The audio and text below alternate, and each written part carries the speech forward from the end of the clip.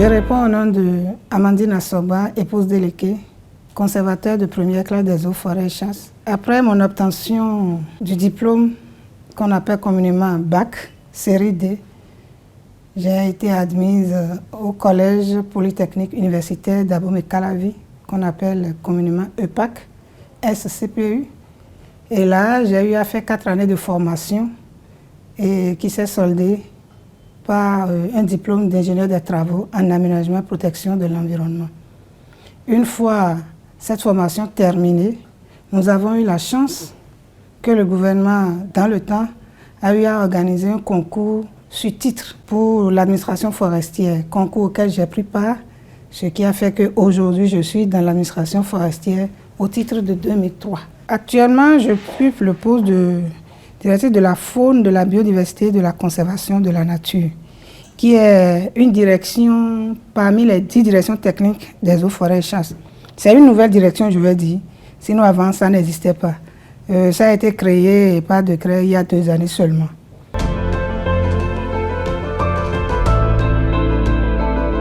Le grade de capitaine que j'ai eu dans le temps, parce que j'avais eu les autres sous-lieutenant, lieutenant et capitaine. Une fois l'étape de capitaine franchie, l'administration m'a promu et c'est comme ça m'a envoyé dans le département du Plateau comme étant le chef cantonnement de Kétou, qui regroupait les 5 communes du département. Donc, pour être chef cantonnement, il faudrait avoir au minimum le grade de capitaine, c'est-à-dire conservateur adjoint de 2e classe. Il faut obligatoirement être conservateur, c'est-à-dire capitaine d'abord. Maintenant, ce n'est pas jeune capitaine, il faut une expérience donnée. Les autorités mesurent votre capacité à appréhender les sujets. Comment vous traitez les sujets avec la population. Comment on voit à travers vous l'administration forestière sur le terrain. Comment vous appréhendez les choses. Votre dévouement, votre endurance. On étudie tout ça et un certain nombre d'expériences professionnelles à votre niveau avant de vous nommer chef cantonnement.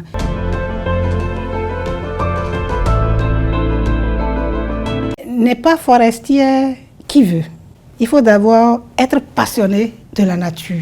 Moi, c'est d'abord les documentaires que je suivais aux côtés de mes sœurs à Abomey qui m'ont donné cette envie, et mon papa, surtout lui, les voyages que nous effectuons ensemble, qui m'ont donné cette envie de chercher un job qui a trait à l'environnement. Je ne savais même pas que je serais forestier un jour. Il y a beaucoup de choses sur les animaux qui m'intéressaient, moi. Donc, quand vous n'avez pas cette passion pour l'environnement d'abord, vous avez beau avoir le diplôme, vous ne pouvez pas y aller.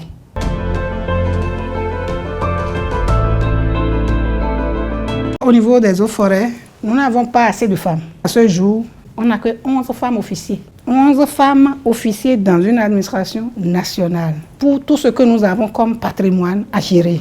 Nous comptons de janvier 2024 à aujourd'hui 729 comme personnel de l'administration. Et des 729 là, il y a 60 femmes. En 2021, on était autour de 5% sous-officiers comme officiers.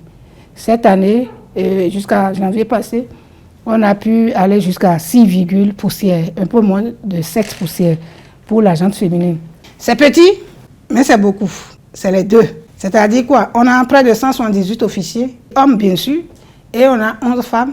Donc si en temps, le gouvernement, avec tout ce qu'il fait, peut continuer par recruter, même si c'est 2 à 5 officiers chaque année, en privilégiant aussi la gente féminine, pas en se disant on a besoin de femmes. Il faut prendre la femme. Il faut promouvoir celles-là qui méritent vraiment, qui font le travail vraiment bien, de façon aisée. Parce qu'on dit souvent, à compétence égale, grade égal, il faut privilégier la femme.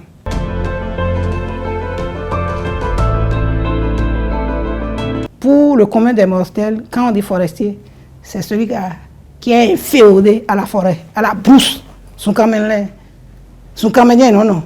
Ou bien à Kaolito, ceux-là qui arrêtent les charbonniers. C'est ça là seulement on connaît. Or, ça va au-delà. Le métier là, c'est un métier très noble qui va au-delà. C'est l'environnement dans sa globalité.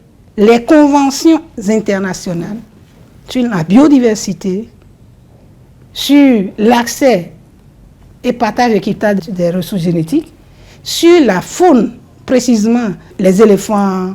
Il y a beaucoup d'accords et conventions que le forestier gère. Donc ces femmes-là qui veulent venir, d'abord, c'est pas que j'ai le diplôme d'ingénieur, c'est pas que j'ai le bac, c'est pas que j'ai le PPC. Il faut nécessairement avoir une formation de base en foresterie ou bien gestion, aménagement et gestion des ressources naturelles. Soit le niveau 1 dans les lycées techniques, soit le niveau 2 au niveau du lycée Mendy de Sékou, qui correspond à un bac plus 1. Mais les gens pensent que quand on dit niveau bac là, ils peuvent déposer. Ils ne lisent même pas bien les communiqués. Ils viennent déposer. Et quand on retourne leur dossier, ils commencent par grogner, insulter l'administration forestière pour dire c'est quoi? On a dit bac, on a dit ingénieur. Pourquoi ceci, pourquoi ça? Oh, c'est des spécificités propres à notre milieu. Et on a même besoin du monde pour gérer les forêts avec nous. Vous imaginez? Et dans les statistiques, nos clauses là, c'est dit un agent forestier pour 243 km². Vous voyez combien de fois c'est grand? Et on n'a même pas ça.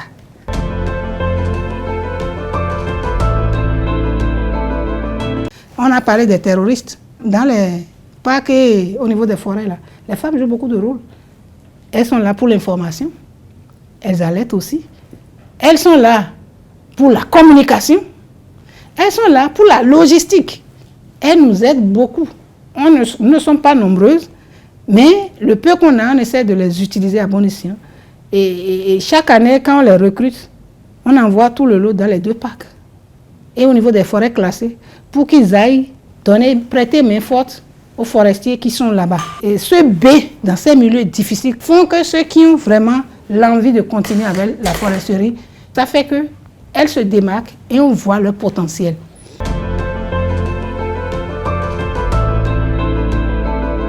Lors de la collecte des données, et ceci au niveau de la chaîne de la Takora à Tangueta, on a fini. Et au lieu de rentrer, on était tellement fatigués qu'on a dit qu'on va se reposer 2 minutes. Et vous savez, des fois au niveau des collines ou bien des montagnes, on trouve des arbres qui sont incrustés, c'est Dame Nature qui fait ça, hein, c'est pas l'œuvre de l'homme, qui sont souvent incrustés dans les montagnes ou bien les granites là, et qui sont de vrais socles. Donc l'arbre était géant, je m'étais adossé, et les 2 autres étaient en face de moi. À ma grande surprise, j'entends mon capitaine. Ne vous agitez pas. Quand je raconte ça, j'ai la chair de pouvoir. Ne vous agitez pas. Déplacez-vous avec délicatesse, sans bruit. Parlez doucement, doucement. Parce que l'élément dont je parle, quand vous êtes énervé, il sent. Je ne sais pas si vous savez de qui je parle, ou bien de quoi je parle. Quand on est énervé, il sent. Quand on est stressé, il sent. Et quand on est en joie, c'est des êtres qui connaissent l'état d'âme des individus. Il me dit, je t'en prie, fais doucement, décale-toi légèrement, légèrement. Il s'est dressé le long de la branche. Sa tête et sa langue ne sont pas du tout le long de ta tête. Je dis, ma tête était déjà beau comme ça. Mais il me dit, pardon, déstressez-vous, déstressez-vous. Et doucement, doucement, il me guidait. Quand j'ai quitté, il a dit, voilà, maintenant regarde. On dit souvent que les serpents ne grimpent pas les arbres. C'est faux, hein? C'est faux, hein? Il y a des serpents qui nagent, des serpents qui grimpent, et c'est un serpent bizarrement qui se confondait à la couleur de l'arbre. Bien gros, bien long. Il était plus ou moins vert. Et c'est ça qu'on a vu. Si c'était d'autres personnes, ils allaient paniquer. Et du haut là, il allait lui envoyer le venin.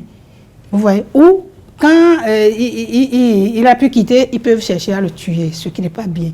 C'est lui qui est dans son environnement, c'est nous qui sommes venus. Peut-être qu'il ne veut pas me faire du mal. Donc vous voyez, c'est des choses qui sont gravées dans ma tête.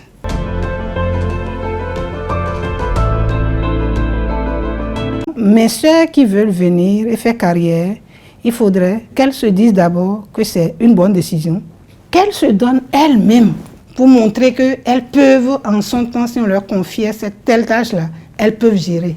À nos autorités de mettre en place un système qui va permettre à ces jeunes recrues de se sentir à l'aise une fois le corps intégré. Ce n'est pas souvent aisé pour elles lorsqu'elles entrent dans ce milieu masculin. Il faut des séances de sensibilisation. Je ne veux pas dire coaching parce que c'est un peu d'un autre niveau, mais il nous faut de ces mentors-là pour les aider à aller de l'avant dans le métier qu'ils ont choisi.